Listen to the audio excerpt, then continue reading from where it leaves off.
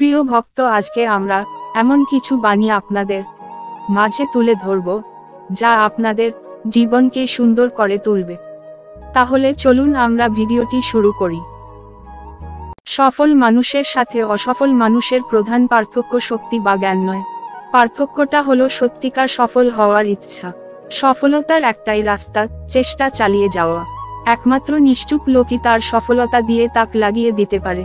জীবনে সফল হতে চাইলে দুটি জিনিস প্রয়োজন, জেদ আর আত্মবিশ্বাস। রাতারাতি সাফল্য বলতে কিছু নেই। মনোযোগ দিলে দেখবে সব সাফল্যই অনেক সময় নিয়ে আসে। সাফল্য হলো আপনি যা চান তা হাসিল করা, আর আনন্দ হলো আপনি যা চান তা পাওয়া। সফল হওয়ার উপায় কি জানি না, কিন্তু ব্যর্থ হওয়ার চাবিকাঠি হচ্ছে সবাইকে খুশি করার চেষ্টা করা। কাজ শুরু করাই হলো সাফল্যের মূল চাবিকাঠি। হরে কৃষ্ণ। সাফল্য খুব সহজ ব্যাপার। সঠিক কাজটি সঠিকভাবে ও সঠিক সময়ে করে ফেলো।